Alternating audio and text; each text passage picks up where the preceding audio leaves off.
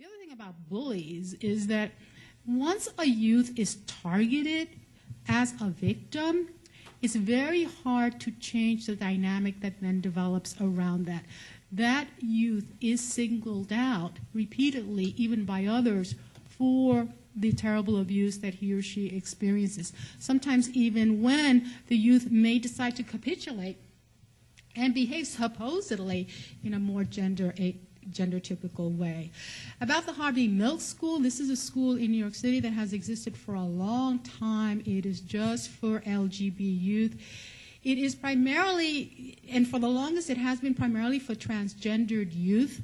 So in fact, there are a lot of LGBT youth who don't go there. They just don't go there. They stay in their local schools. To get into that school, you really have to be considered very, very gender atypical. Otherwise, you don't get placed there. And then there's the issue that I've heard from some youth when I've mentioned, the Harvey Milk School, and that is, yeah, but I won't be able to do some of the things that I really want to do, like I really kind of would like to take geometry, and I'm not sure I'm going to get it there. I mean, it does have, because it is such a small school, it has a very limited curriculum, and I think youngsters are aware of that. So although it would be good to have a school like that in any community as a last resort, I would say, there are other issues that attend having such a school, and also I worry about the marginalization. I think to pull gay kids out or transgender kids out and make a little environment for them, first of all, it is isolating them. It's marginalizing them in a way. I don't know the long-term impact that might have and how we may be preparing or not preparing them for the realities that they're going to face when they leave that school. So I think there are a lot of unanswered questions, and I think, nevertheless, that schools like that are things that we should think about for some of our communities, but in the process, not to see them as the panacea for everything and everything, because nothing is ever that simple.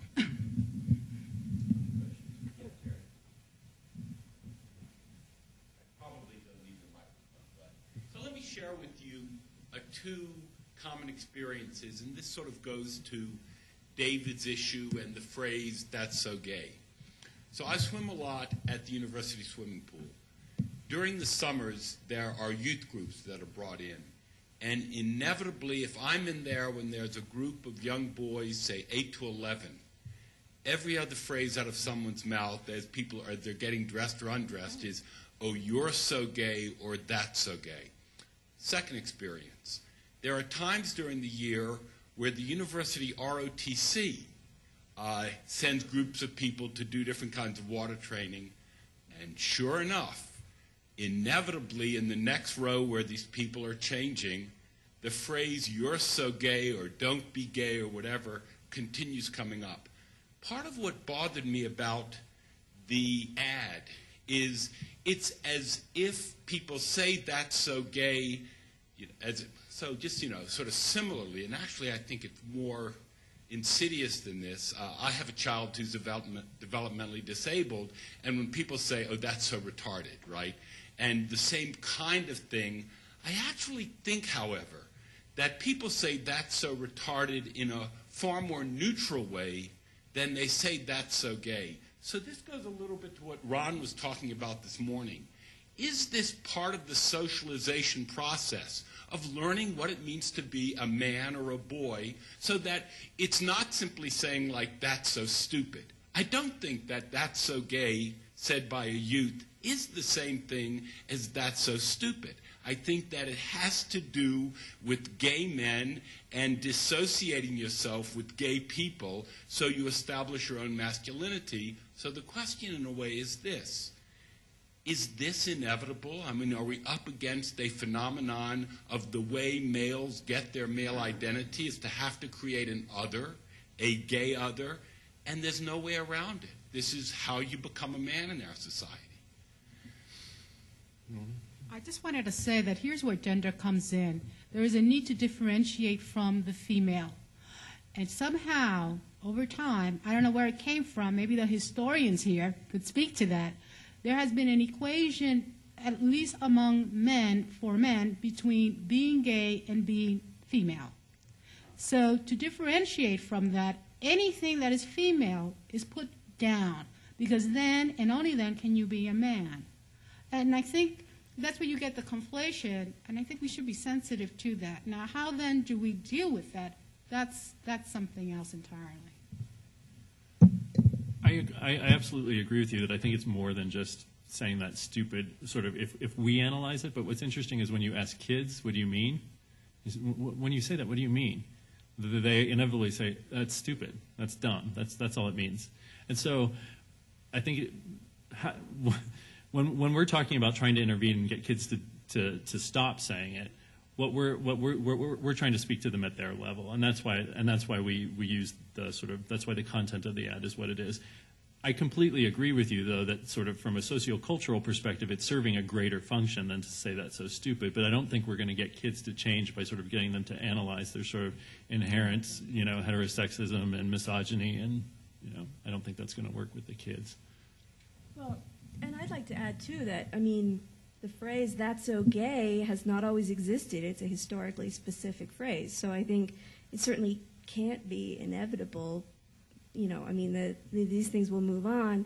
And also I think, working with youth, a lot of it is trying to get them to think about, well, what are you saying and who else is listening and what is the impact for a lot of the language that you use and a lot of the in-language that you use. And I know we talk about in-language a lot in the youth center.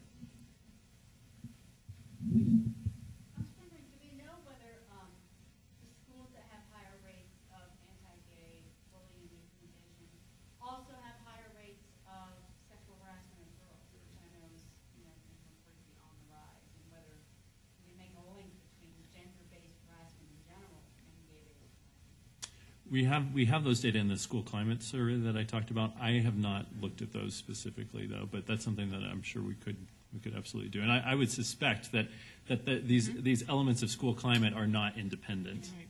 That schools where people are saying more of that are also schools where kids are being mistreated for other reasons.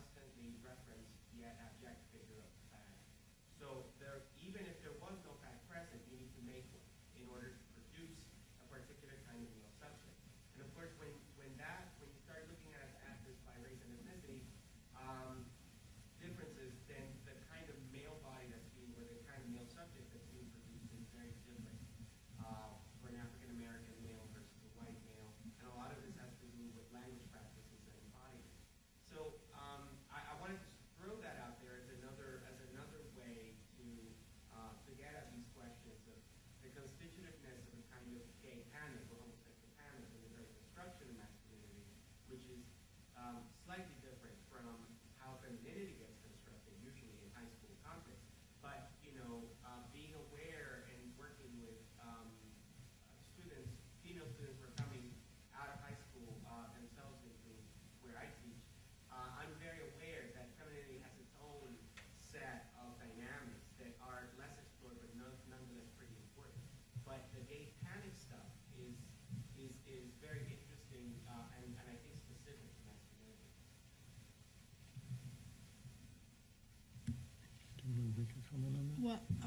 can will only comment on the first, you asked two questions, just the first one.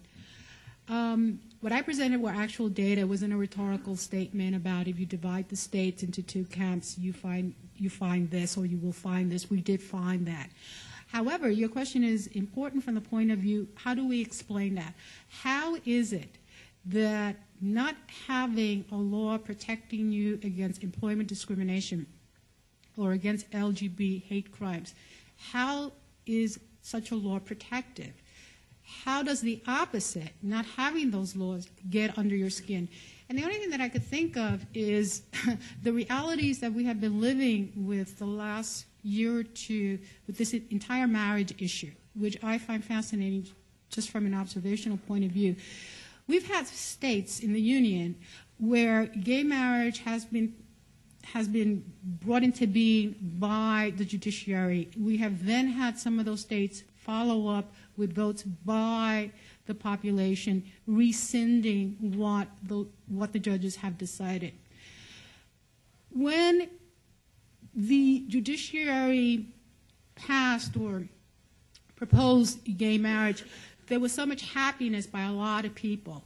But I think that happiness was really connected to feeling that, oh my God, I am being treated like an equal.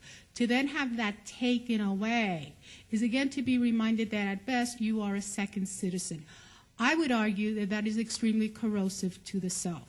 There are prices to be paid psychologically for insults that are experienced. And I think that's what you see in that study where the states were divided into those two camps. Now, what we found also in that study was that nevertheless, in comparison to their heterosexual peers, gay people were still doing poorly.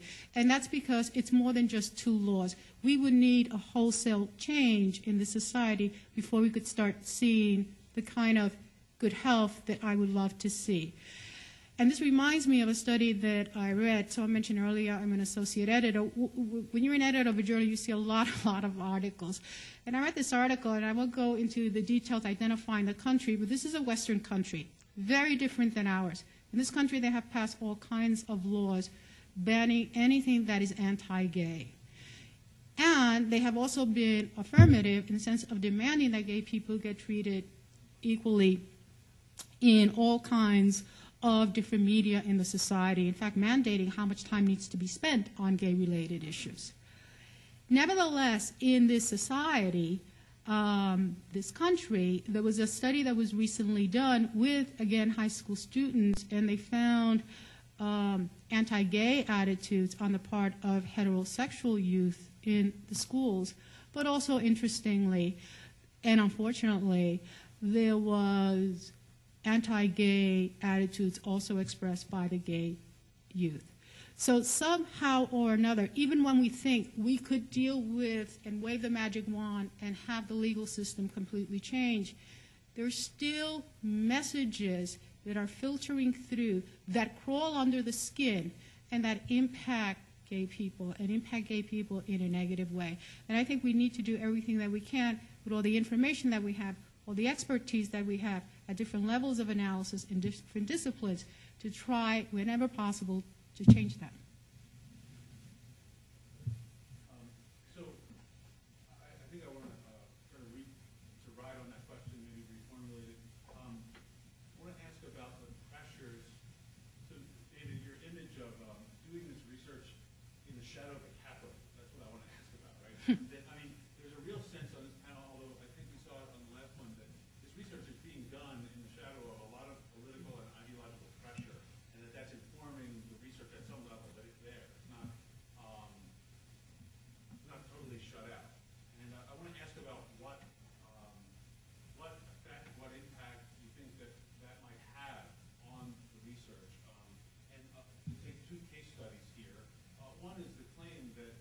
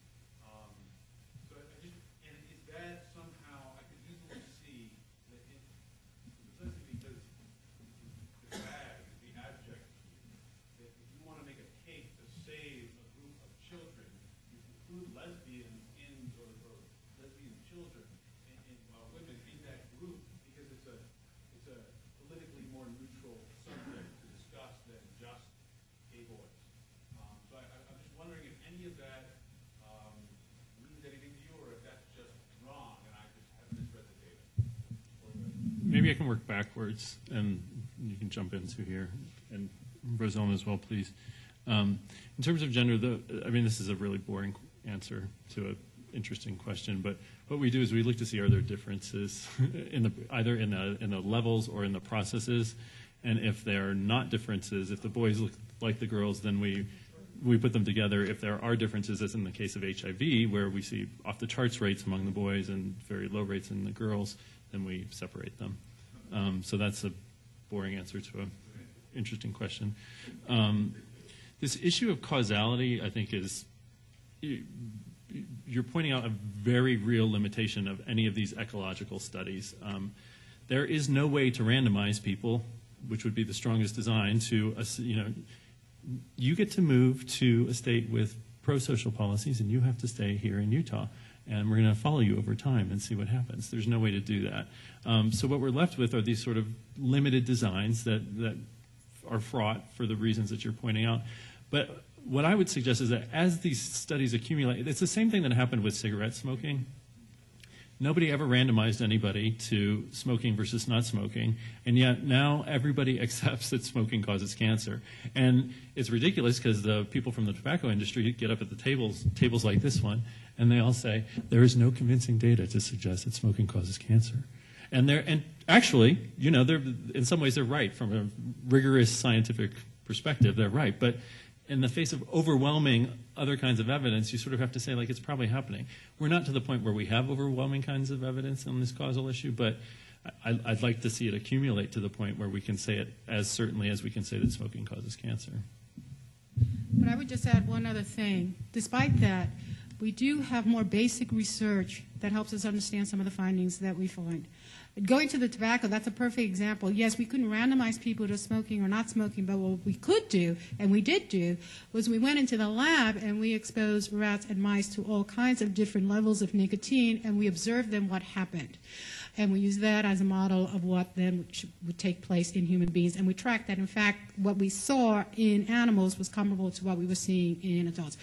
In humans.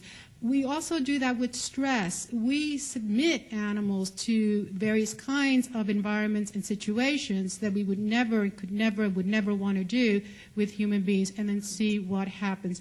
And we've been able to trace, consequently, the negative impact of stress on the animals' physical behaviors, as well as what we would call personality or psychological well-being from my specialty. I'd like to add, actually, that I think that it is very interesting, and I would love to see more research, I'm looking at you too, about gender variance, and especially including transgender people, because I think that, and transgender people sometimes are very difficult to study in the LGB population because they are also LGB and straight, and they have a sexual orientation as well as a gender identity, but that it is extremely important to include research about transgender youth because they are so incredibly marginalized, and we need that research to make the policy arguments, and to really have an impact on that youth population and improving their experience. So this is such a great opportunity to talk to social scientists, which I don't really get much of a chance to do. So this is maybe a question out of one kind of disciplinary zone into another, and maybe just ask you to predict where things are headed. So this is also a question for people on this morning's panel. I mean, where are these signifiers headed? It looks like, to me, the signifier gay is moving ever earlier, right? So it's moving backwards so that younger and younger people, children, will be saying in their own heads, if not out loud, I'm gay, and signing on to that signifier. At least I'm guessing that's sort of where it's going. Now, Richie Savin-Williams' book, which I find fascinating, but I really don't know what to make of it, The New Gay Teenager. So I'm guessing maybe you know that book or you've read it inside your domain. I know Lisa will know this book very well. Seems to be suggesting that teens then are disidentifying from the word gay, considering themselves post-gay or gayish, and he goes to great lengths to sort of talk about, maybe in a kind of utopian spirit on his end, because he really wants to see it go this way, where they disassociate from the word gay. So we're going to have more and more children signing on to the signifier gay, Whereas if Richie Savin Williams is right, more and more teenagers will disidentify with the word gay, as adults still sort of see themselves as gay or queer or whatever that may be. So you're getting these kind of interesting generational warps and weaves inside these signifying fields.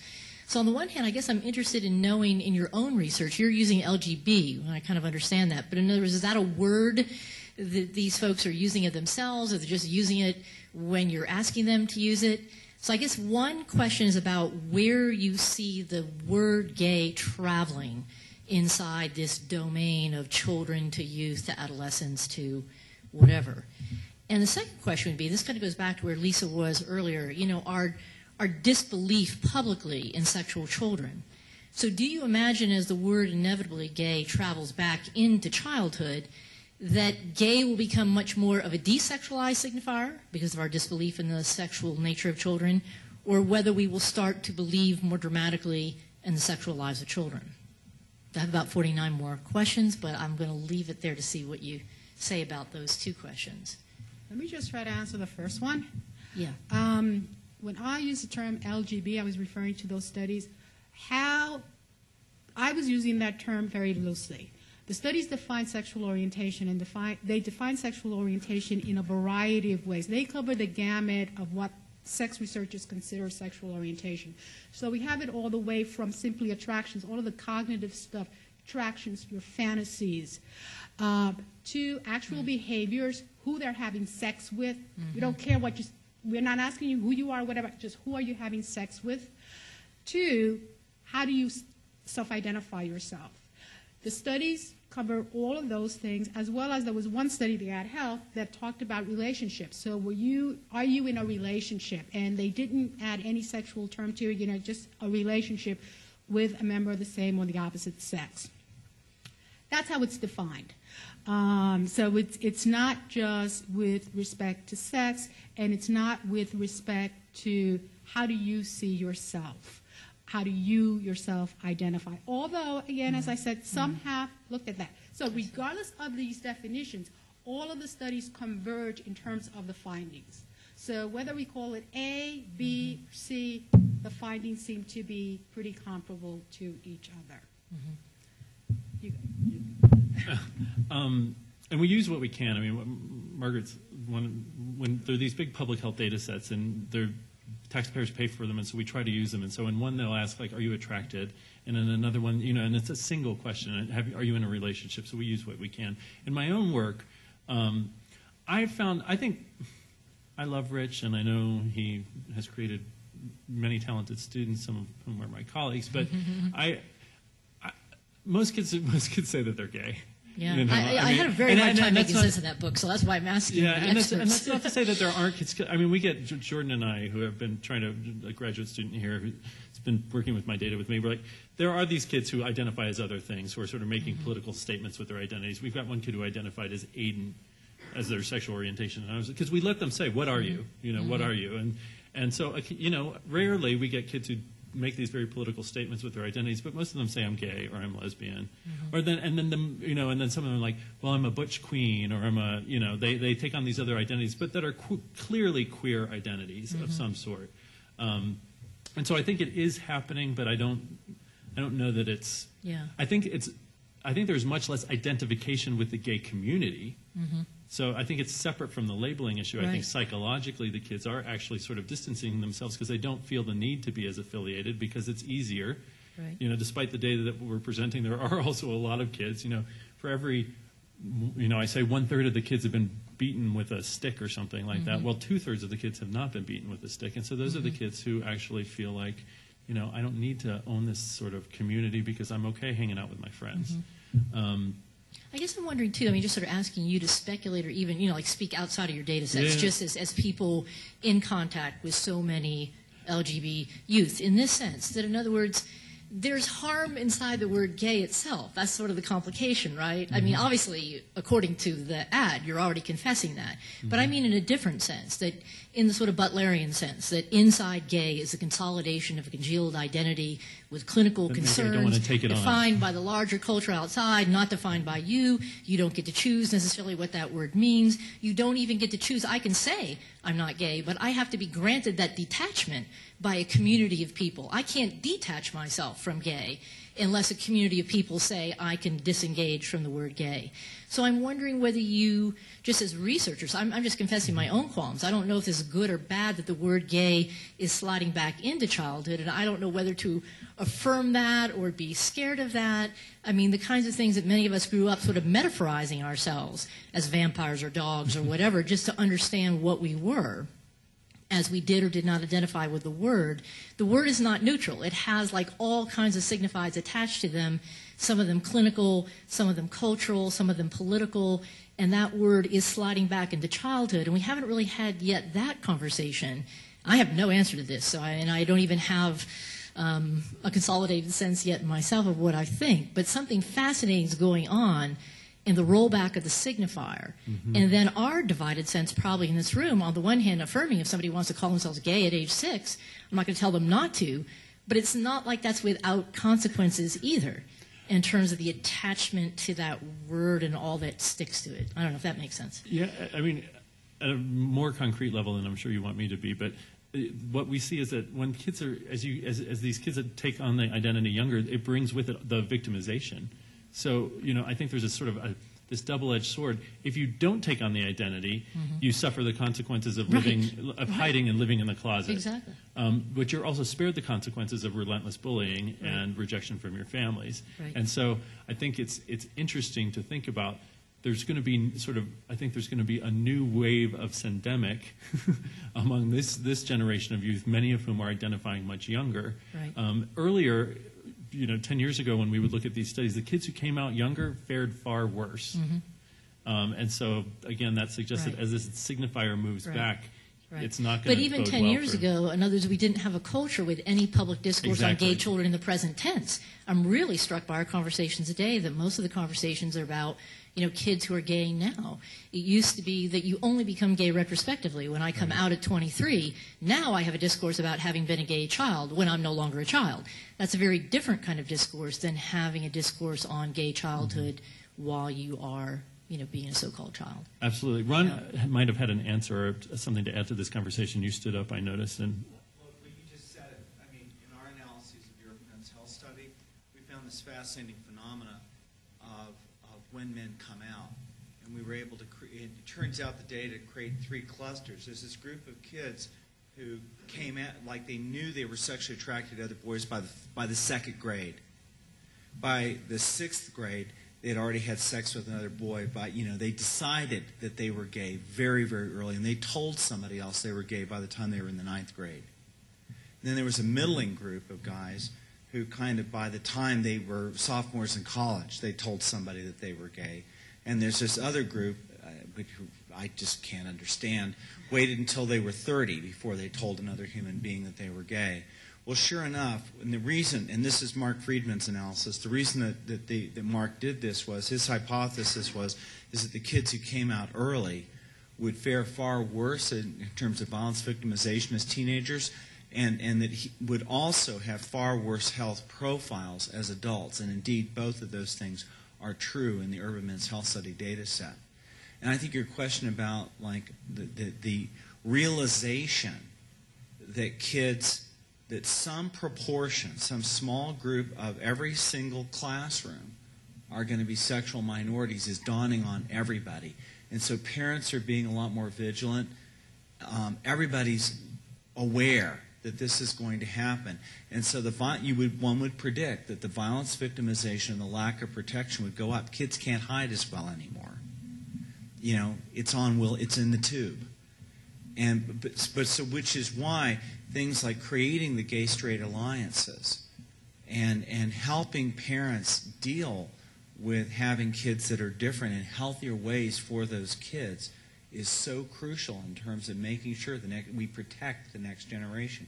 And we can do that work. And Dave, I think another way to go besides randomizing people to political environments, another way to go would be to randomize the schools and see if we can do structural interventions where you randomize like 2 groups of schools where you do the structural intervention of helping protect all kids from this kind of violence victimization. I think the group of kids who are going to benefit the most are going to be the heterosexual girls.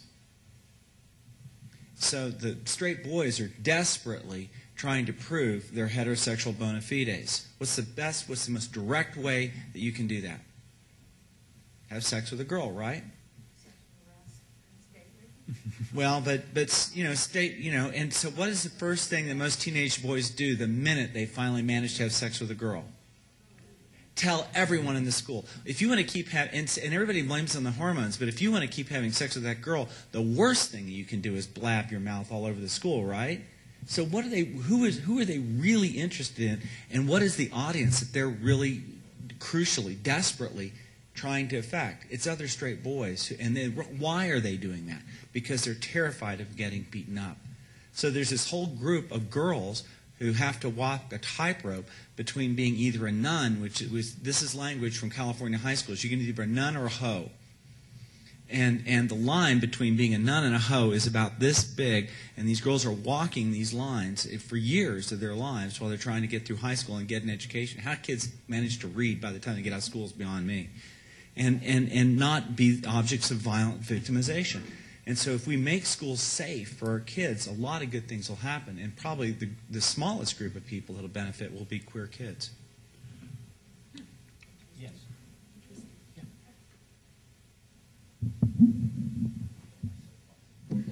Okay, this is for Dave and Rose Ellen, kind of. Dave, you were talking about how there is not a lot of the study of the mechanisms that is causing this violence, and it made me think of my undergrad research that I'm working on right now of the way that the media influences what is going on. And there's this article, there's this thing out, I don't know who the author was, I don't know authors, but the title of it was, "We're Here, We're Queer, and We're on TV." And the study looked at the way that films change the way that people view lesbians and gays and transgenders. And so they had this group from the University of Illinois that watched 3 different movies. One of them was straight rights, and then another one was about the parents dealing with homophobia, and then another one was about domestic violence. And then they gave these participants a survey 10 to 14 days later, and they asked them to rate different questions, and they looked at their homophobia, and it showed how the different movies affected it. And so I was wondering from you all to wonder how the media influences what is going on, and if that shapes this bullying and this victimization, because it's really clear that there's a problem going on in school and that there's a problem, but nobody ever really touches on where the problem stems from or where these kids get this internalization that gay is going to be bad. And so I was wondering if you feel that it's from the media and if that could be changed. Well, one thing that I'm thinking about is, and again, I don't work as much with kids in schools, mostly because we're not really able to in Utah, but I know that the youth that I work with love watching LGBT role models. You know, we've watched the Ellen video so many times in the tent because it's really important to them to see those positive role models. And I think, you know, this is almost the first generation where there are a number of positive queer role models in the media for them to look up to. So I know that that has a big impact on positive self-esteem. I don't think I have a satisfactory answer. I mean, I think absolutely the media contributes to the representations of gay, as Catherine has discussed, I think absolutely contribute to, you know, and the increased number, the frequency with which they're available and accessible have contributed to, both in positive and in negative ways, to the response to that identity. You know, I think, you know, kids have something that they can look to. If you're gay, you don't feel quite as alone. And at the same time, if you're straight, you have someone that you know that you can sort of, you have a new word to call somebody. You know. Yeah, Lisa. This will go slightly back to the whole gay issue, and it's something that I think it's a good time to bring it up because we have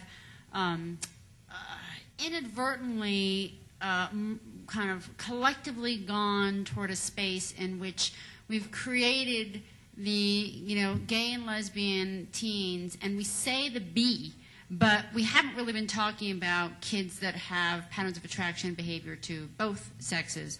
And I think that has something to do with, in terms of like those kids as they exist, and the adults as well, has a lot to do with what's happening to the signifier of gay, because a lot of the kids who say, well, I don't really identify with the community, are kids who are actively engaging in sex with both genders and who are a little bit distanced from the gay or lesbian term because they know that traditionally that term excludes bisexual patterns of attraction behavior. They may not want to identify as bisexual because that has its own issue. And they would be like, well, I'm not really 50-50. I'm like an 80-20. So I'm not really a lesbian. I'm not really, whatever.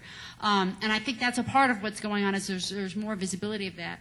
And I think the sort of missing discourse on that population is really important because a lot of what we're talking about in terms of the gender deviance of these queer kids, a lot of the implicit discussion is their visibility, the degree to which they're subject to victimization because we can find them, because we can see them, because they carry on their body markers that make it easy for the other kids to say, oh my God, that's a totally queer kid that I want to beat up. And one of the things that makes development for these kids with bisexual patterns of attraction and behavior more complicated is that they can hide. They can hide a lot easier. Ron, I don't remember when we talked about the boy having sex with girls, well, some of the boys want to have sex with girls, and it's really convenient to do that as a way to avoid violence and victimization.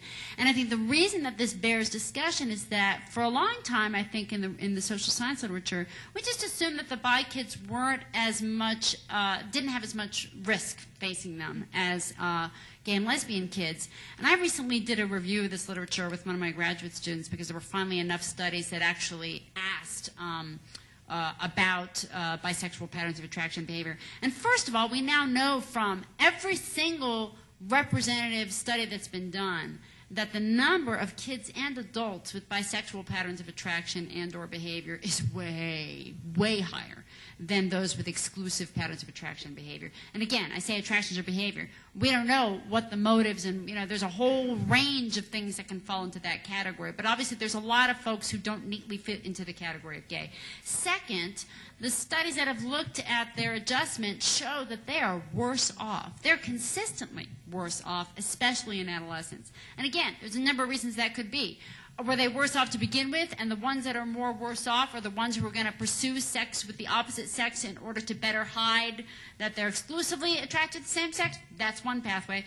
Another potential pathway is that these are kids who legitimately are attracted to both sexes. They look at society, they see a model that says, wow, I can either be gay and identify as gay and have that source of support, even though I know that I'm actually bi and that gay people hate bisexuals and they won't want to have sex with me because they think I'm bi. And I'm clearly not heterosexual, so that's not my community either. I have more potential for confusion, blah, blah, blah, blah. So what I'm saying is that we've allowed the discussion to sort of use gay and lesbian, and we throw out the B, but it really does throw a wrench into things. And I want us to make sure not to let that drop out of the discussion, because I think that there's more awareness of that now, and certainly I think kids are more aware of the possibility of being somehow in a middle ground. And I don't think we really know yet what's a good model for that. I think for many years, I think clinicians felt like that the right message to tell kids was, well, let's help you accept your identity. And now I think a lot of clinicians are saying, well, maybe we should say to kids, you know what, we don't really know where you're going to end up on the spectrum, and maybe it's okay to not really know. And that sounds really good on one hand. On the other hand, if you're like a confused gay teen, having like adults say, wow, like we have no idea what to tell you, it's a crapshoot, might not be that affirming either. And so I have no answers. I just want to make sure that we don't lose that aspect of it. I think that's a great point. Is Jordan Rollo here still? Did she take off? A graduate student in our department who's been doing a lot of work with bisexuality, and she's been looking at these data and the kids specifically in my study. And one of the things that we're finding is that, so we look at, does identity predict or does their behavior predict, and what combinations of those things predict? And interestingly, identity predicts the likelihood that you're going to be victimized. So if you identify as gay, you're more likely to be victimized than if you identify as bi, independent of who you're having sex with. That's the only thing that identity predicts. after that, all of the action is in your behavior. Now, we don't have attractions, unfortunately. I wish we did. But when we look at attractions, or when we look at behaviors, the kids who are abstinent are, like we see in heterosexual populations, they're the most depressed. They have the lowest self-esteem because they're not getting any, maybe. I don't know what the findings about. But we see that across the board in straight studies, too, or they're just socially awkward. The bisexual kids have the highest rates, again, not bisexually identified, but bisexually behaving, have the highest rates of substance use, of all sorts of other risk behaviors, which is really interesting. Again, it doesn't matter whether they're calling themselves gay or straight or whatever. It's when their behavior is mixing it up, that's when they start to engage in these risk behaviors. And then the gay behaving kids are safer. Okay, we've got time for one more question. We got two more questions. And go ahead, let's. I'm just wondering, since I'm a political activist and I don't hear of this research, you guys do amazing research, do you do anything proactive with your research so that people like me, because I've been taking on the school board now for a while and trying to get sexual orientation and gender identity in the discrimination policy, and that the superintendent got a legal opinion about 3 years ago, and the lawyer said, don't do it, you'll expose yourself to more lawsuits. And now, because of A4C and a lot of the research they've done, they've actually gone out and said, okay, let's go look at all the school districts that have adopted these policies and see how many times they've been sued. And I also think there's some research about whether or not it's reduced the number of hate crimes and bullying. But from my experience in dealing with the school board, the board is of the opinion that if they adopt a policy that includes a non-discrimination policy that includes sexual orientation, the teachers are going to stop some of that bullying and be more aware and proactive about it. I mean, that's what we think happens, absolutely. And I try to do much of my research in collaboration with community organizations so we just collected data from 1,000 gay and bisexual men in Utah with the health department, with the Utah AIDS Foundation, with the Pride Center as partners. And so what we do is whenever we collect these data, I have to publish them, otherwise they're not going to let me keep my job. But then we also, before we publish them, we try to sort of disseminate them and analyze them in a way that's going to be most useful to these community partners. And so, for example, the health department right now has our data, and they're looking at them for their own purposes, and then we're going to work together to try to figure out, okay, what does this mean for programs here in Utah? So we try to do as much of that as we possibly can. I'll speak for myself. I try to do as much of that as I possibly can. I think most of us who work in this field. I'm glad I came to this stage. We've talked several times and over the past couple months, and I had no idea you were doing this. And I want you to go give that presentation to the school board. If you're willing. I'm there. Because they don't know. They have no idea. I mean, they're really naive. And as a follow-up question to you, Dave, what are you doing to make the community that were participants in the study aware of the results of the study? Because I think a lot of people would be very interested to know how that turned out. Well, with the 1,000 men that I just talked about here in Utah, we're going to issue a press release hopefully in the next month. There's so much data and it takes so much time to look at, but we're specifically Utah right now is in the was in the middle of debating whether or not we should provide employment protections to gay and lesbian folks. So we have questions about that specifically, and so we're going to issue a press release with the findings of those specific questions. So we always try to do something to feed it back to as many people as possible. Okay, Lisa, last question.